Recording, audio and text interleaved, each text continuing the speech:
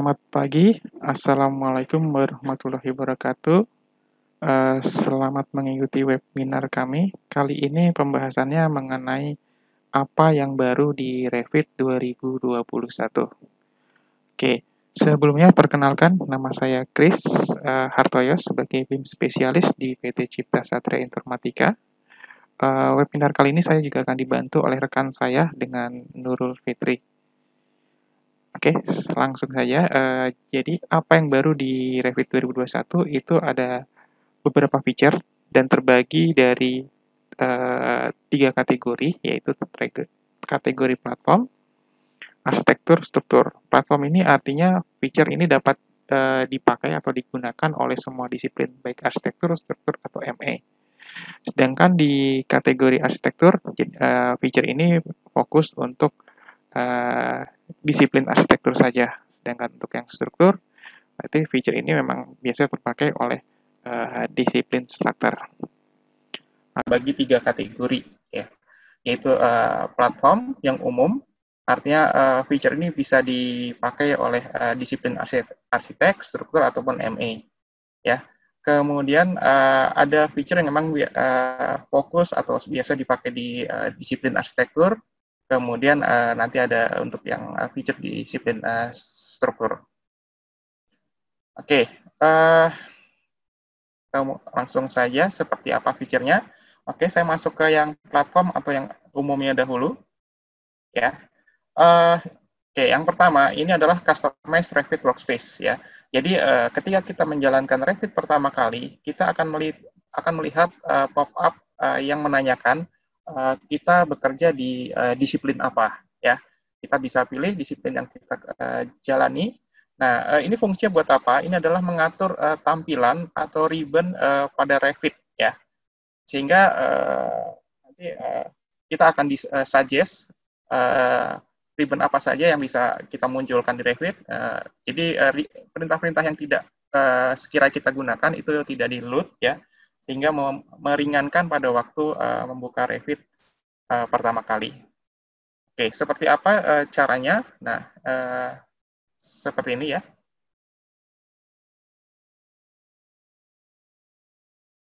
Sebentar. Nah, di sebelah kanan, di sini ada pop-up-nya, ya. Jadi kita bisa klik Start.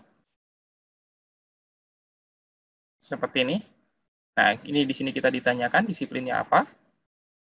Kita bisa klik untuk memilihnya. Nah, seperti itu. Arsitektur, struktur, MEP, ya. Atau kita bisa langsung memilih job rule kita, ya. Nanti akan disuggest untuk ribbon-nya seperti apa. Seperti ini. Ya, kita bisa terima suggestion yang diberikan, ya atau tidak, ya, seperti ini. Nah, kalau udah, kita bisa klik Start Working.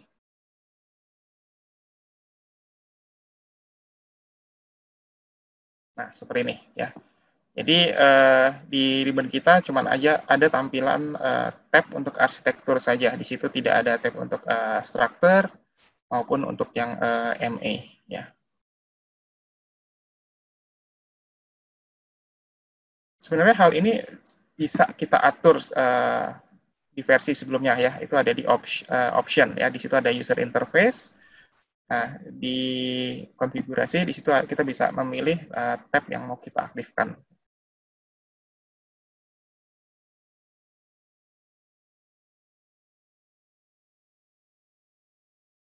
Nah, seperti ini. Sekarang sudah ada untuk yang menu strukturnya.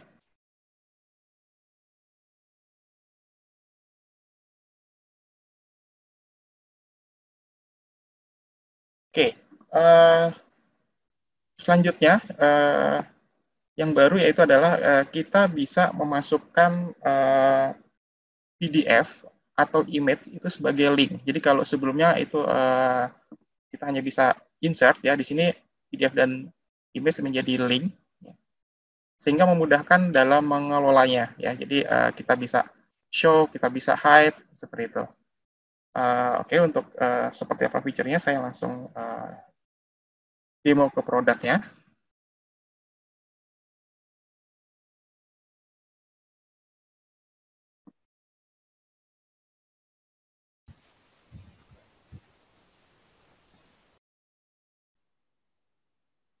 Ya.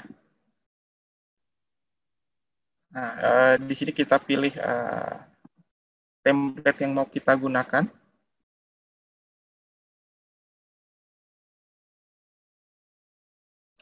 Nah, menu untuk link itu posisinya sama di insert ya, dengan link Revit, link CAD seperti ini ya.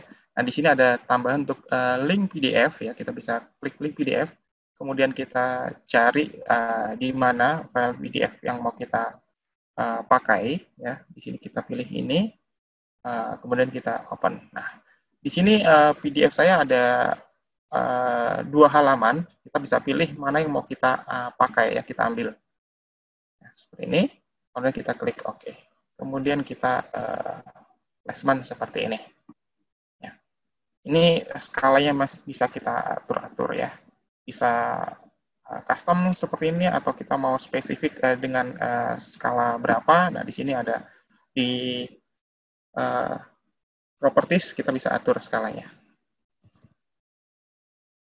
Seperti itu.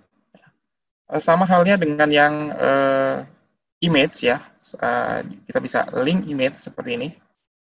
Kemudian kita pilih image-nya, kita open, sama kita placement seperti ini. Ya. Nah, untuk mengelolanya sama di sini kita masuk ke tab Manage Link. Manage Link. Nah, di sini ada tab baru yaitu PDF dan image. Ya. Sama halnya dengan kita link file Revit. Di sini kita bisa kita unload ketika kita tidak pakai seperti ini, kemudian kita klik apply. Nah, seperti ini. Kalau kita mau munculkan lagi, kita reload lagi. Apply. Nah, seperti itu. Seperti itu ya. Ini juga untuk yang image sama. Oke.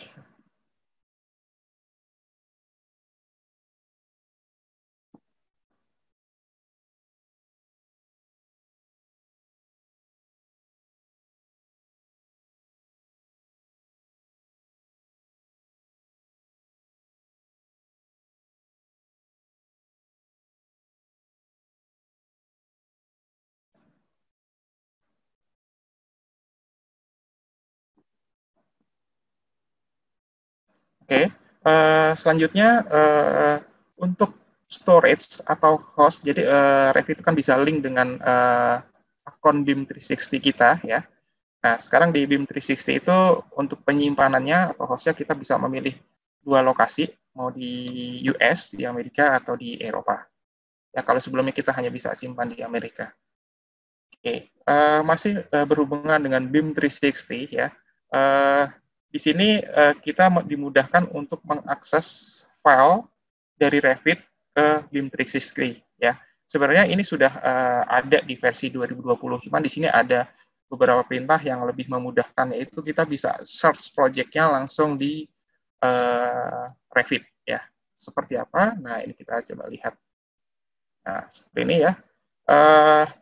Di Revit kalau kita mau buka file di BIM 360 di kiri bawah, di situ kita bisa langsung klik BIM 360, kita akan diarahkan ke storage-nya. Nah, di versi 2020 itu kita bisa langsung search, kita ketik nama project-nya ya. Nah, seperti ini. Kita cari nama project-nya. Kemudian untuk aksesnya sama, kita bisa pilih folder yang ada dalam BIM 360 seperti ini. Nah, kita juga bisa langsung pergi ke BIM 360 ya, seperti ini. Atau kita mau langsung buka filenya di Revit. Nah, seperti ini, kita tinggal klik. Kita langsung membuka file atau model dari BIM 360. Seperti itu. Oke. Feature selanjutnya adalah kita bisa mengatur pewarnaan pada row di schedule. Ya, oke, saya langsung aja. Contohnya seperti ini. Oke, yang ini saya close dulu. Saya ambil sampel model saja.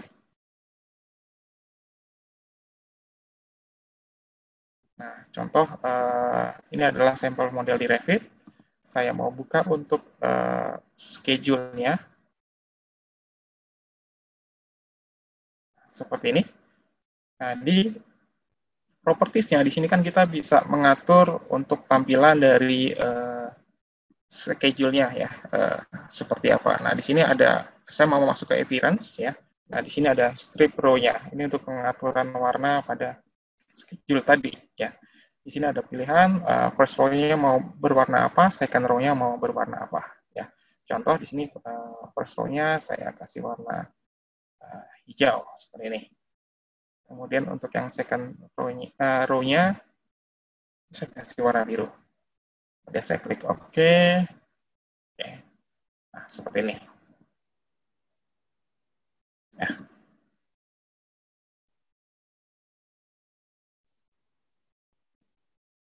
Oke, seperti itu. Kemudian selanjutnya ini ada penambahan disiplin yaitu infrastruktur ya. Fungsinya kita bisa mengatur view atau tampilan model yang diekspor dari InfraWorks ya.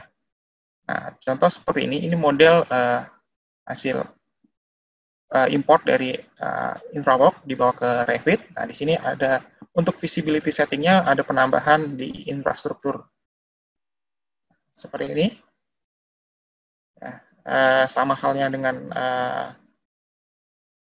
visibility yang sebelumnya ya. Di sini kita bisa membuat kelompok atau kategori baru untuk objek-objek yang kita pilih. Nah, ini adalah objek-objek dari InfraWorks.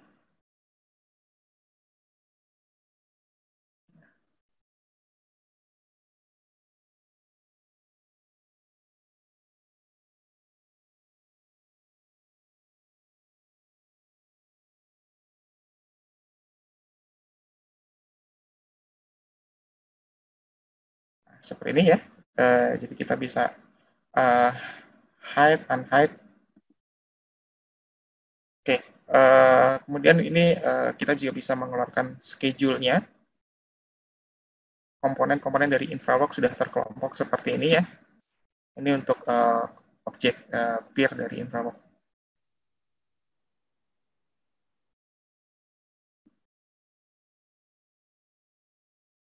Oke. Kemudian penambahannya begitu kita install Revit, kita sudah terinstall Dynamo versi 2.5 ya. Dan pastinya di Dynamo 2.5 sudah ada penambahan feature baru juga. Oke. Kemudian untuk filter ya, ini juga ada di visibility setting ya. Filter biasa kita membuat kategori objek sesuai yang kita inginkan ya, yang secara default tidak ada. Nah, ketika kita tidak inginkan itu filternya bisa di enable atau dimatikan atau dinyalakan ya. Nah, contoh seperti ini ya. Ini sampelnya kita sudah membuat filtering untuk rebar ya, berdasarkan diameter.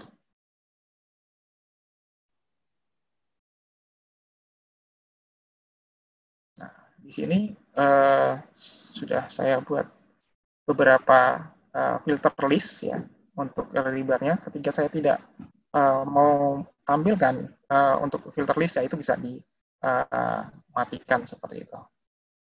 Dan kita bisa nyalakan lagi. Kalau di versi sebelumnya untuk melakukan ini kita harus delete ya.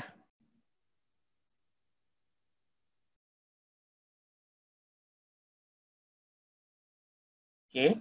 Kemudian rotate tag with component improvement ini kita bisa merotate tagging dari suatu komponen ya mengikuti angle dari si komponen itu sendiri ya. Nah, contohnya seperti ini. Nah, di sini saya punya komponen furniture. Kalau di sini kita rotate, nah ini kan teksnya nggak ikut ya. Nah, tapi kita bisa edit atau kita rubah hal ini dengan cara edit family ya, atau kita edit komponennya. Nah, di sini untuk di properties dari taggingnya kita bisa aktifkan rotate with komponen, mengikuti rotasi dari komponennya.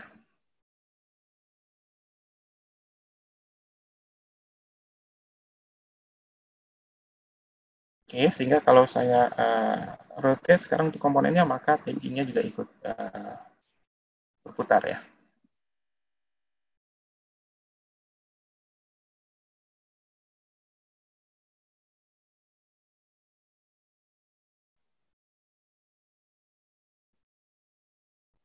Oke, kemudian kita bisa memunculkan atau menyembunyikan void pada komponen ya, itu di parameternya kita bisa atur. Nah, contoh seperti ini, di sini saya punya komponen jendela. Nah, di sini ada void pada waktu kita bikin family itu sendiri atau komponen itu sendiri. Nah, ini kita bisa, kalau kita tidak perlukan sedetail itu, maka kita bisa sembunyikan untuk void-nya.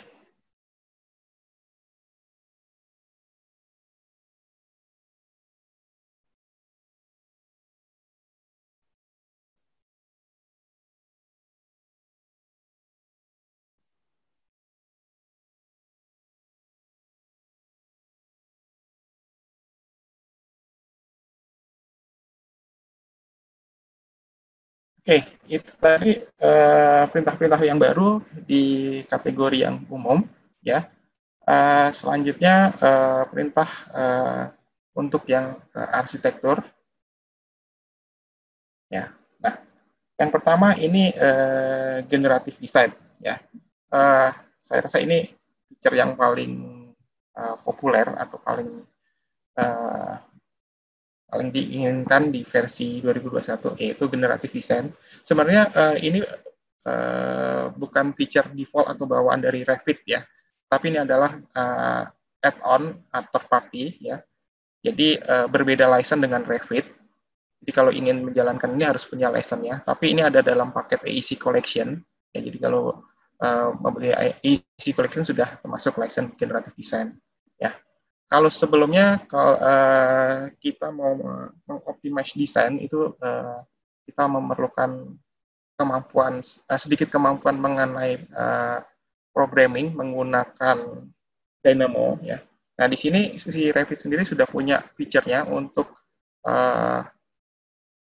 maksimalkan desain ya, perhitungan membuat studi ya. Ya, yang pertama itu adalah studi untuk memaksimalkan view kita ke jendela ya. Kemudian kita bisa studi untuk meshing, kemudian ada studi untuk workspace layout ya. Gimana layout yang baik ya. Seperti apa? Nah, seperti ini ya.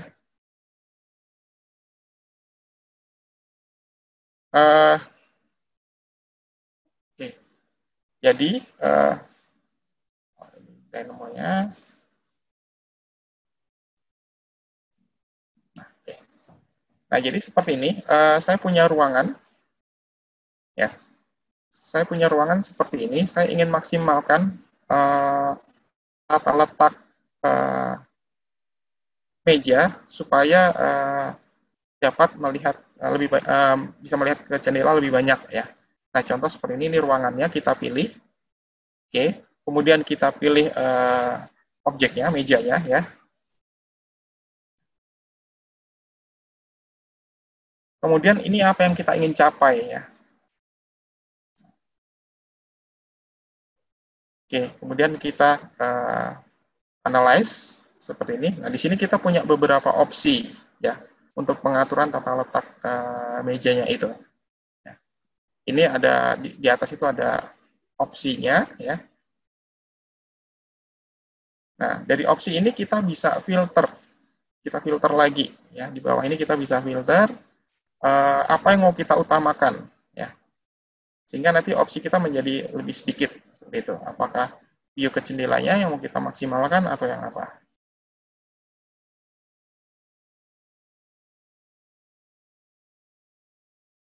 Nah, seperti ini. Setelah kita pilih opsi yang kita mau, kita bisa create elemennya. Nah, seperti ini.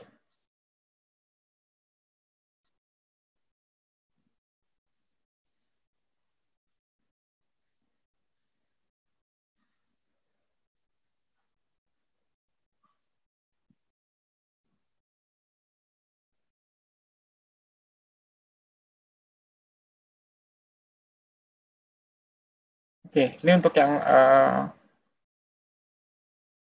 masih sama ya. Ini yang maksimal view ke ini jendela juga.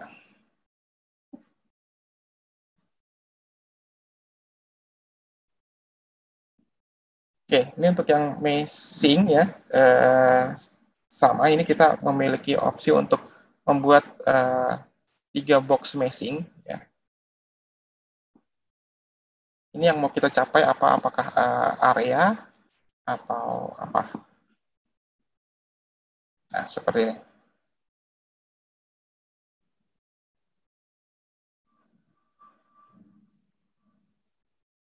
Oke, kemudian yang baru lagi yaitu untuk tampilan real time realistik. Ya, ini menjadi lebih performanya lebih bagus ya, lebih terang. Kalau saya bilang lebih terang, kemudian juga lebih ringan. Ya. Oke, nah, contohnya seperti ini.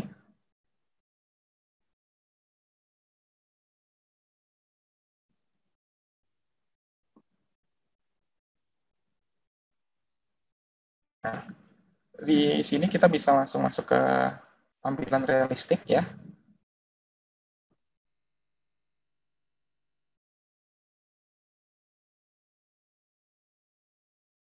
Memang di awalnya sedikit lama seperti ini ya untuk proses mendapatkan view realistiknya. Tapi setelah kita dapatkan view-nya, ini lebih ringan. Nah, seperti ini.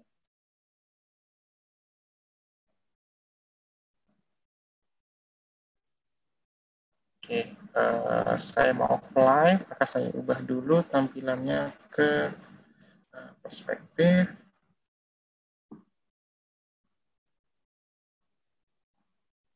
Supaya saya bisa.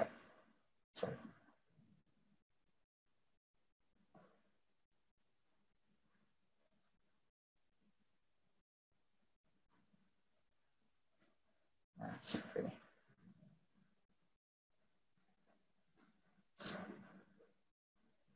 Ya.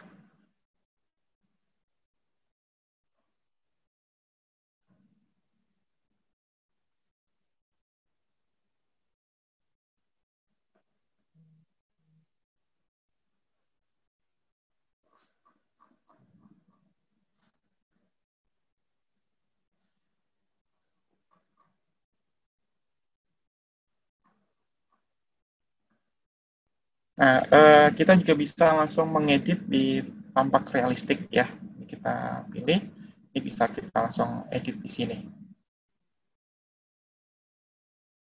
Saya mau ganti tipe seperti ini.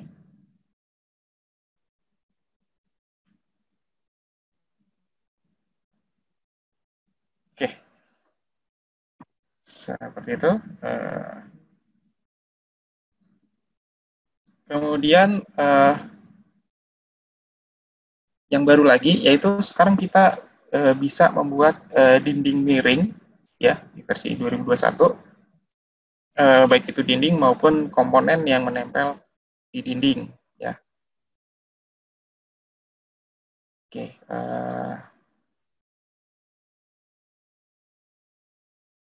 saya file baru saja.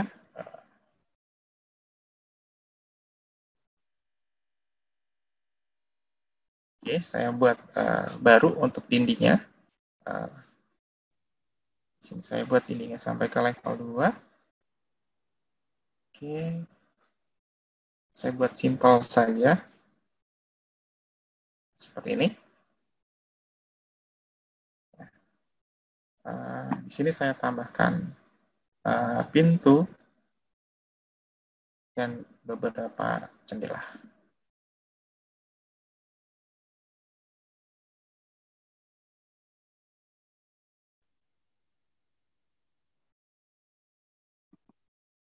Ya, seperti ini. Nah, untuk membuat dinding miring ini kita tinggal pilih dindingnya. Ya. Kemudian di propertiesnya sekarang sudah ada opsi untuk pilihan section. Nah, ini dindingnya mau vertikal atau slanted. Ya, slanted ini berarti miring. Kita tinggal mengatur angle kemiringannya. Contoh seperti ini.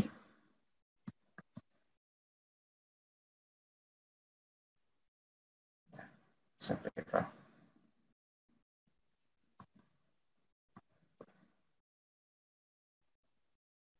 Yang dinding melengkung juga bisa.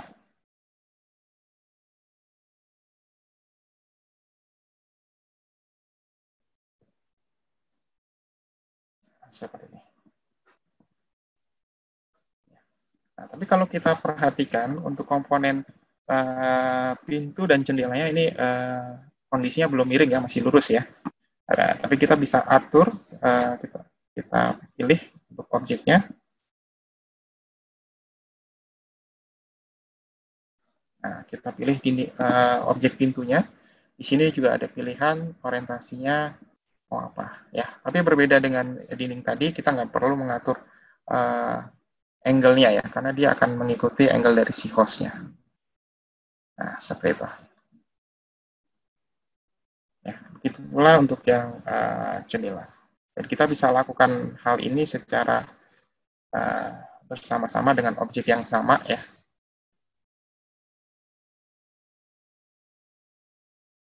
Oke, seperti ini. Oke,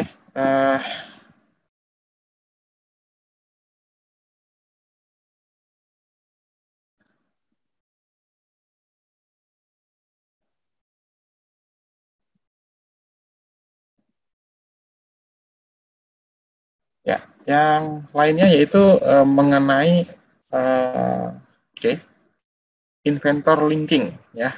Jadi di sini kita juga support untuk inventor linking ya. Jadi kalau ada perubahannya kita melakukan perubahan di software inventor itu bisa langsung update di Revit-nya. Oh ya, bagi yang belum tahu apa itu inventor, inventor adalah salah satu software untuk disiplin atau untuk industri manufacturing. Ya, jadi kan ada beberapa komponen dari industri konstruksi yang memang harus prosesnya itu manufacturing. Contoh seperti facades itu bisa dikerjakan atau dibuat modelnya di inventor agar lebih detail. Nah, setelah itu baru kita bawa ke Revit. Nah, tahapannya seperti ini. Ya, ini dibuat di inventor agar lebih mudah untuk proses modelingnya. Ya. Nah, setelah itu baru kita bawa ke Revit. Nah, seperti ini. Jadi kalau ada perubahan di inventor, dia akan update juga di Revit-nya. Seperti ini. Oke. Itu untuk apa yang baru di arsitektur. Oke, selanjutnya untuk yang struktur. Nah, yang struktur ini akan dipandu oleh Mbak Nurul seperti apa fitur-fiturnya. Silakan Mbak Nurul. Ya, Mas Kris. Oke, saya stop screen dulu ya. Saya share screen gantian. Oke.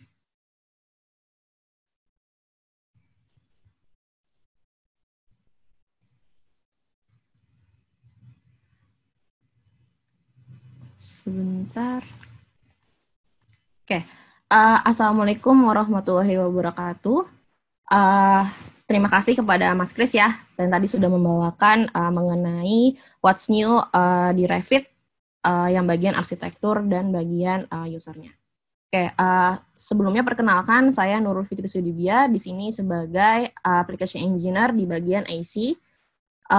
Sekarang saya mau membawakan apa yang baru di Revit 2021 di bagian strukturnya. Jadi di sini ada beberapa fitur yang ditambahkan oleh Autodesk untuk memudahkan user dalam mengerjakan proyeknya masing-masing. Oke, saya mulai. Yang pertama, di sini ada coupler for arc shape rebar. Jadi kalau misalnya yang kita ketahui kan mungkin untuk yang bagian coupler di bagian rebar yang shape ya, yang lengkung, itu masih belum ada di Revit yang sebelumnya. Nah untuk yang sekarang ini sudah ada, jadi ini merupakan fitur baru untuk penyambungan rebar yang bagiannya sudah melengkung seperti ini. Jadi kalau misalnya kita pilih dari tab couplernya, nanti akan ada pilihan menyambungkan atau yang hanya satu saja bagiannya. Ini seperti ini jadinya.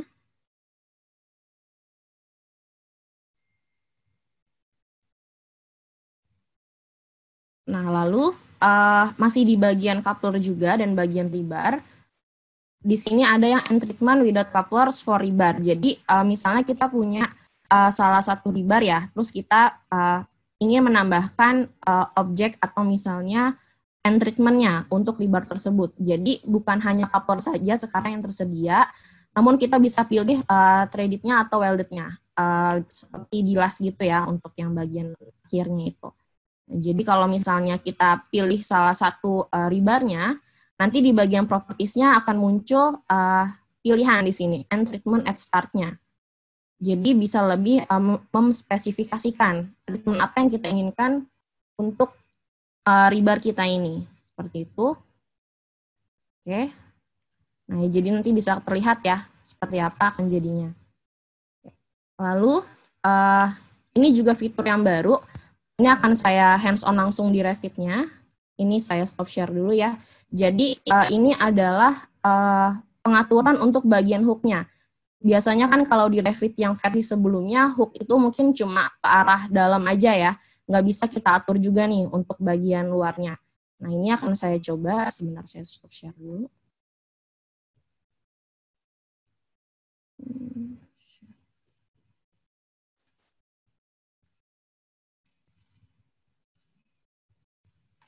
Oke.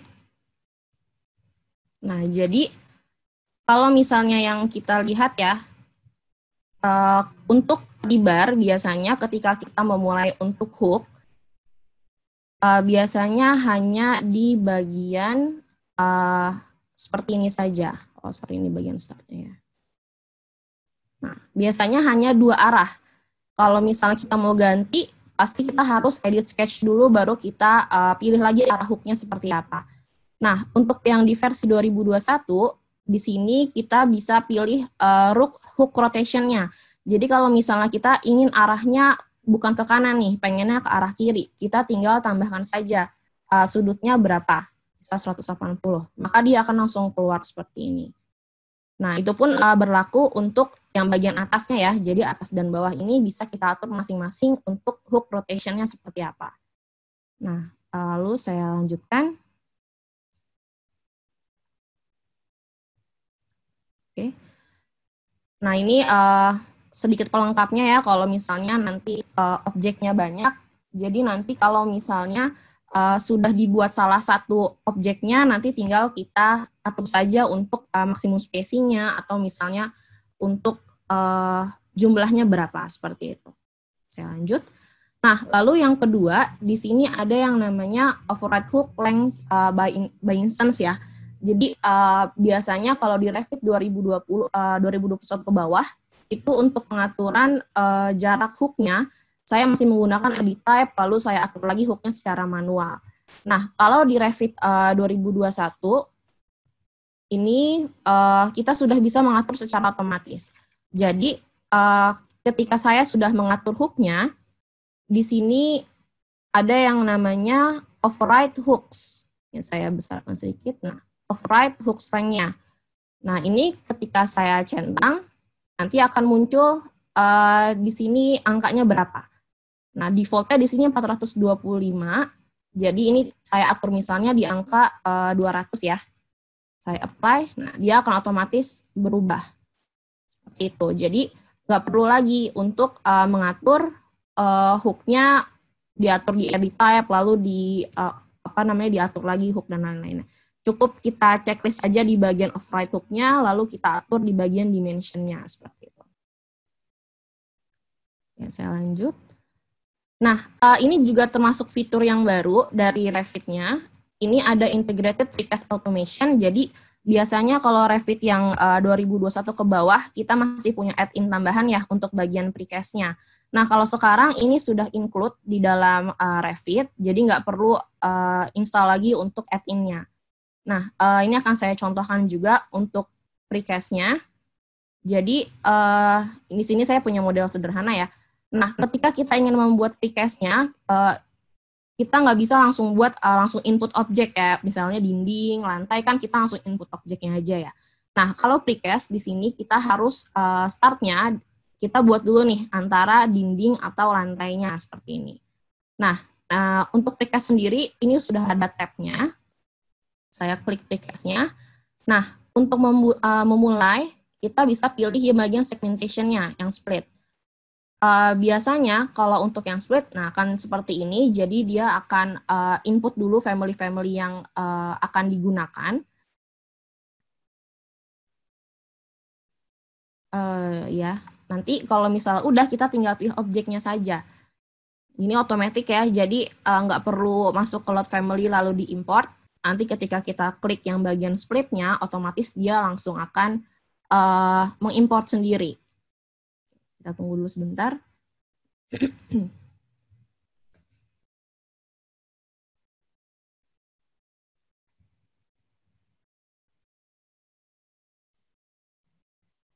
Nah, oke. Nah, jika sudah, ini tinggal kita pilih saja objeknya. Misalnya saya di bagian dinding ini ya, saya klik lalu saya finish. Nanti akan muncul pilihannya. Oh, ini langsung ya. Jadi biasanya dia akan muncul seperti pilihan. Dia ini termasuknya apa? Nah, solid slab kah? Atau misal untuk girder, atau misalnya untuk hollow core, kayak gitu. Nah, nanti ketika sudah kita pilih, misalnya saya pakai solid slab. Oke. Nah, nanti ini dia sudah ada pengaturan untuk maksimumnya ya, nanti bisa diatur juga. Tapi ini saya contohkan sederhananya saja, yang saya oke aja. Nah, nanti akan muncul terlihat seperti ini ya. Jadi, untuk lubang-lubangnya ini sudah kelihatan untuk bagian precast-nya. Nah, di setiap maksimum length-nya nanti akan muncul sambungan yang seperti ini. Jadi sudah tidak perlu lagi add-in, langsung saja muncul di bagian precast-nya. Oke, ini saya lewatkan. Nah, lalu selain itu precast yang sudah kita buat itu bisa kita masukkan tulangannya juga. Jadi kalau saya lihat di Revit di bagian precast ini ada yang namanya reinforcement-nya ya. Jadi tinggal diklik reinforcement. Nah, misalnya bagiannya yang solid slab ini ada pilihannya juga, nanti bisa dicari tahu atau dikulik-kulik sendiri. Nah, ini lalu kita oke. Nanti otomatis precast yang sudah kita buat akan muncul tulangannya. Nih ya, kalau kita lihat ada tulangannya seperti ini. Nah, tulangannya ini behavior-nya juga sama seperti tulangan-tulangan yang ada pada objek struktur lainnya. Ini misalnya saya pilih. Nah, ini tetap bisa kita atur untuk view visibility stats-nya. Kalau misalnya kita mau atur untuk terlihat di bagian 3D-nya, kita oke saja, nah dia akan muncul seperti ini. Jadi untuk rebar-nya si precast itu tinggal kita klik aja di bagian reinforcement-nya. Seperti itu. Ini saya videonya, ini saya skip. Oke. Nah, lalu untuk memaksimalkan modeling strukturnya, di bagian Revit 2021 ini sudah bisa integrasikan antara struktural analysis research-nya atau report-nya ya, jadi sudah bisa integrasi dengan modeling kita. Nah, ini fungsinya untuk mengetahui bagaimana perlakuan struktur dengan analisisnya. Mungkin ada yang bergelombang ketika kena momen atau misalnya kena beban, dia behavior-nya akan seperti apa. Ini bisa terlihat di Revit 2021. Ini kalau saya cepatkan.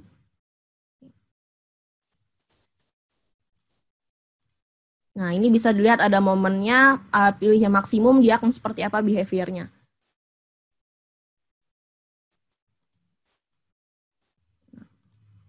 Ya, seperti itu. Nah, ini akan terlihat ya landutannya akan jadi apa. Nah, lalu masuk ke steel object detailing di Revit yang 2021 di sini untuk platnya. Jadi ketika kita modeling plat, ini sudah bisa langsung kita stretch aja. Jadi ini kalau saya play, ketika kita membuat objek, lalu kita edit sketch-nya, ini bisa langsung kita stretch aja. Jadi mungkin kalau yang kemarin kan masih harus digambar ulang ya, seperti itu. Jadi nanti bisa langsung kita stretch aja, kita tarik, lalu tinggal kita atur lagi untuk bagian-bagian yang lainnya. Seperti itu. Nah ini, jadi tinggal kita atur aja. Oh sorry, ke play. Ini saya cepatkan. Nah ini ya, jadi dia juga lebih fleksibel. Untuk steel kan biasanya mungkin agak kaku ya kalau yang di Revit sebelumnya. Kalau di bagian Revit 2021 ini sudah cukup fleksibel untuk editingnya. Sudah lebih maksimal juga.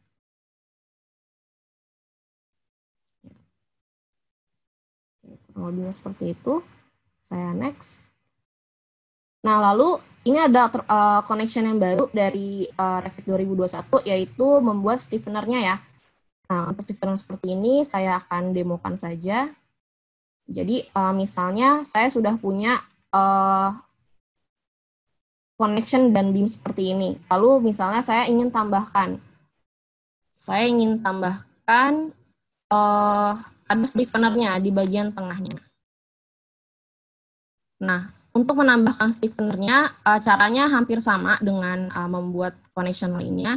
Jadi di sini saya masuk ke tab steel, lalu pilih connection. Nah, hanya saja di sini saya pilih dulu nih untuk bagian stiffener-nya. Jadi masuk ke steel, connection, terus stiffener. Saya pilih dulu objeknya, lalu saya pilih di mana lokasi stiffener akan dipasang.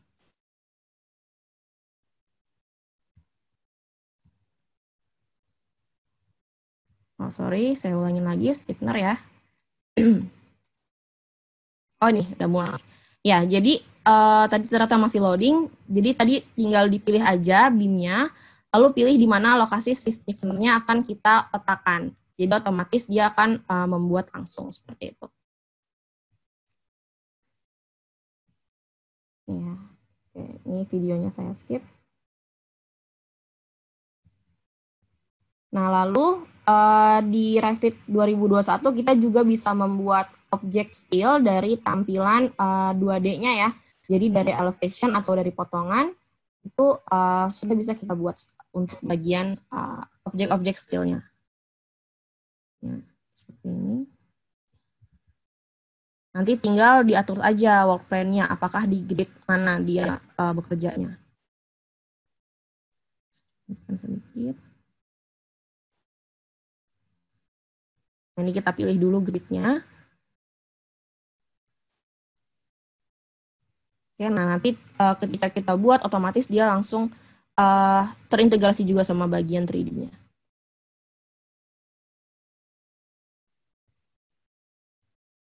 Nah, jadi biasanya kan mungkin bekerja untuk plat ini kita lebih di arah 3D ya, kita atur lagi work plan-nya, lalu kita pilih pick plan. Tapi kalau di 2021 lebih dimudahkan, kita bisa membuat dari view 2D-nya.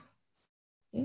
Nah, lalu untuk snapping to steel plates, jadi untuk di Revit 2021, untuk detailing platnya, dia sudah bisa langsung men-trace ya, jadi dia langsung ngedeteksi di mana bagian asnya dari plat yang mau kita ukur atau kita cari tahu berapa dimensinya. Jadi dia langsung otomatis ngepilih di bagian AS-nya. Ini juga salah satu fitur baru dari Revit 2021.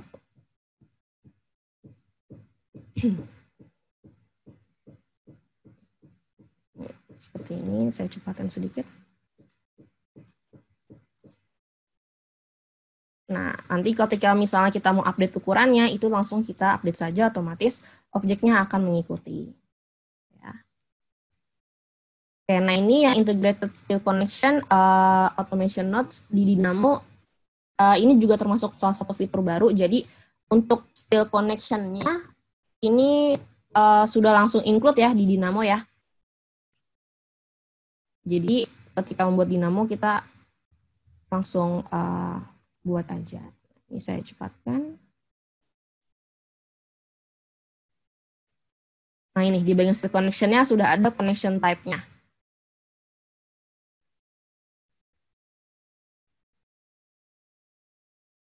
Ini saya cepatkan ya.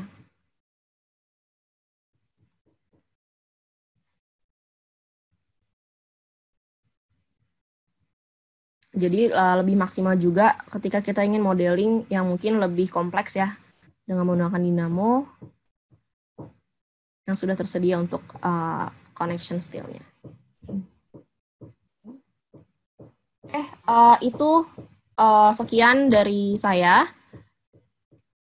Sebelumnya ini ada pertanyaan atau misalnya bisa ditanya aja langsung di kolom Q&A-nya. Ini juga ada beberapa sosial media dari Cipta Satria Informatika. Mungkin kalau misal ingin dapat yang lebih update lagi untuk info-info webinar atau info-info lainnya, atau misalnya sekarang lagi WFH, pengen tahu tentang online training, itu bisa langsung di follow up aja di bagian sosmednya. Jika misalnya ada yang mau ditanyakan juga nanti bisa langsung ke sosmednya aja, insya Allah akan terus update. Oke, Mas Kris, kira-kira Iya, Mbak Nurul, makasih ya. ya. Sekarang kita masuk ke tanya jawab ya. Oke, di sini sudah ada beberapa pertanyaan yang masuk di kolom Q&A ya. Pertama dari Pak Rio, kalau ekspor dari SketchUp ke Revit bisa nggak? Ekspor SketchUp bisa. Kemudian kita membuat 3D di SketchUp dan saya mau membuat pembasiannya di Revit.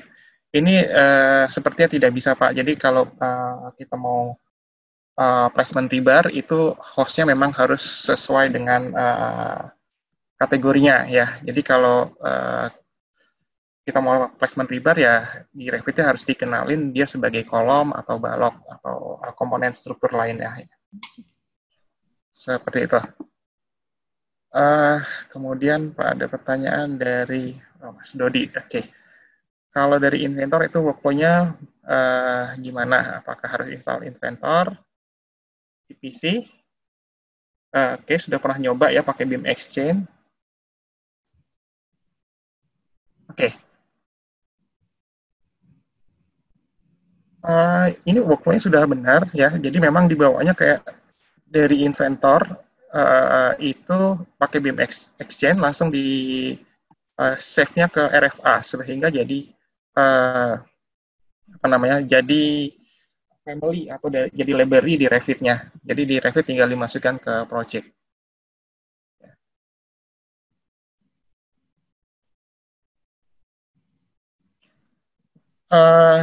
Kemudian ada pertanyaan dari Indra Bayu,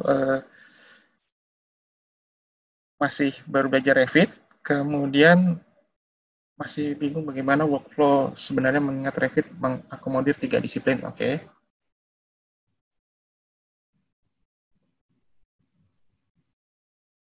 Oke.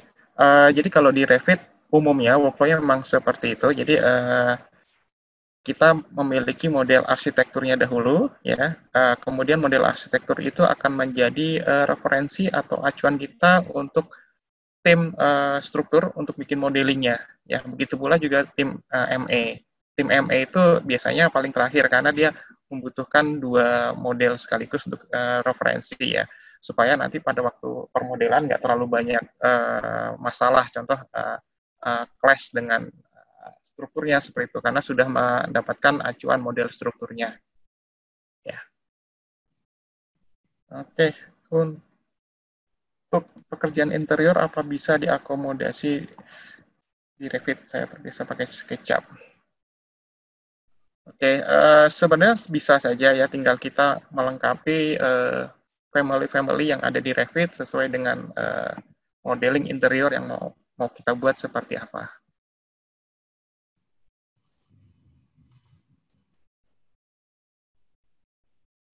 Oke, dari Pak Tono, apakah modul cost di software Revit bisa di-connect ke modul finance di Microsoft AX Dynamics sehingga bisa diintegrasikan?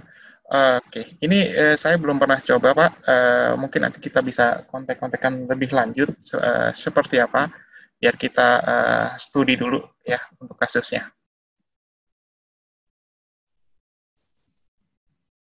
Cara buat dari Vidi Herdiana, cara buat blog jika levelnya berbeda, contohnya cara buat blog jika levelnya berbeda.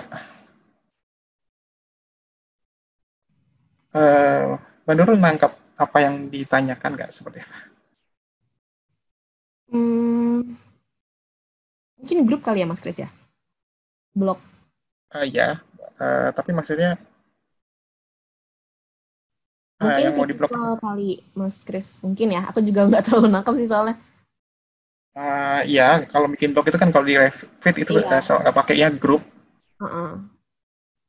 Ya, berbeda orang deret apa harus dibuat level satu. Nggak nangkep sih. Ya, seharusnya tinggal di grup, habis itu konsepnya sama kayak di blog di AutoCAD ya, kita tinggal bikin grup. Kalau memang levelnya tidak mau dibawa atau tidak mau dijadikan grup yang sama ya tinggal di lepas levelnya.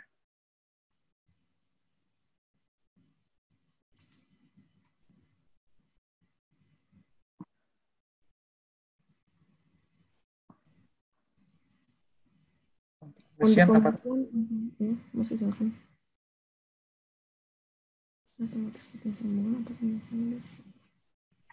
Silakan Mas Kris. Oke, kalau di Revit sepertinya tidak bisa ya, karena secara default pun pembersihannya manual kita taruh ya, kecuali kita menggunakan beberapa add-on atau third party yang memang bisa running di atas Revit.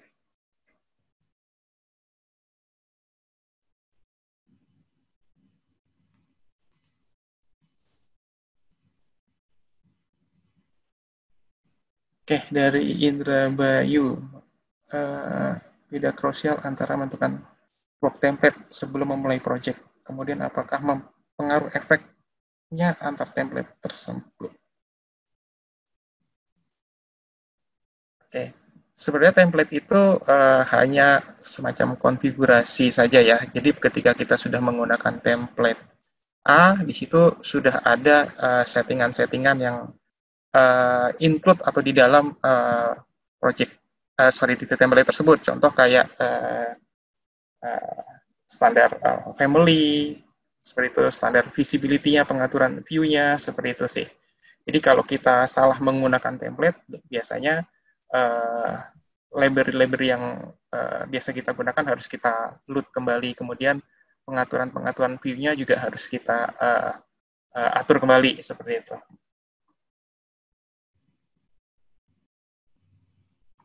Oke, ada lagi, Mbak Nurul, pertanyaan yang kelewat? Yang dari Pak Dodi udah ya, Mas Kris Sudah. ya? Oke, yang full. Saya boleh nanyanya di page medsos aja ya, Bapak Ibu? Boleh. Boleh, Pak Indra, silakan.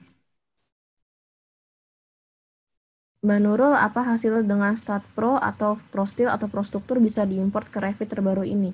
Jujur saya belum pernah coba Pak untuk Start Pro sama ProSteel dan ProStructure ini. Jadi saya belum bisa jawab. Mungkin nanti akan saya cari tahu ya Pak ya. Start Pro nggak, saya belum tahu, belum pernah coba soalnya.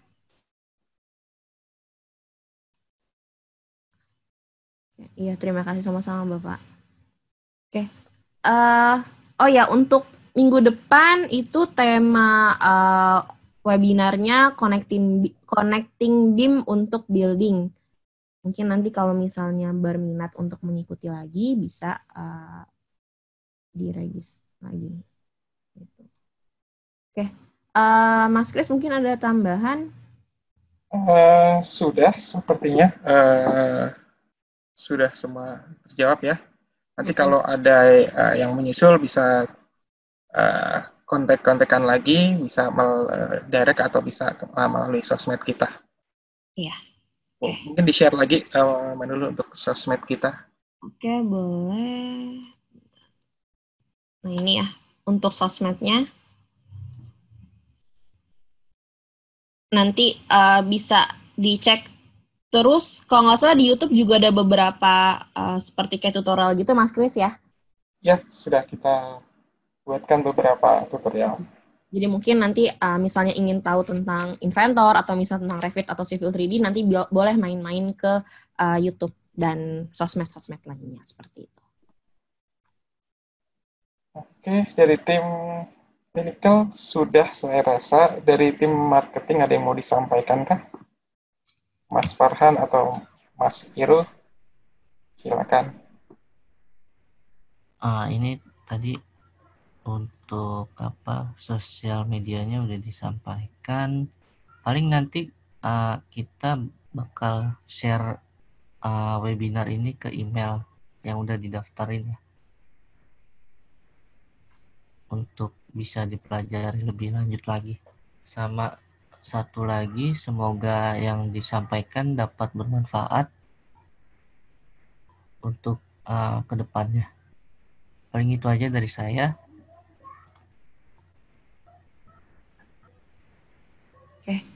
Oke. Ini ada minta rekaman videonya. Ini juga akan kita upload di YouTube kita. Iya, nanti akan di-share juga. Oke, cukup sekian materi webinar kali ini. Kalau ada yang kurangnya mohon maaf. Selamat beribadah puasa bagi yang menjalankannya. Assalamualaikum warahmatullahi wabarakatuh. Terima kasih semuanya. Assalamualaikum. Oke, terima kasih.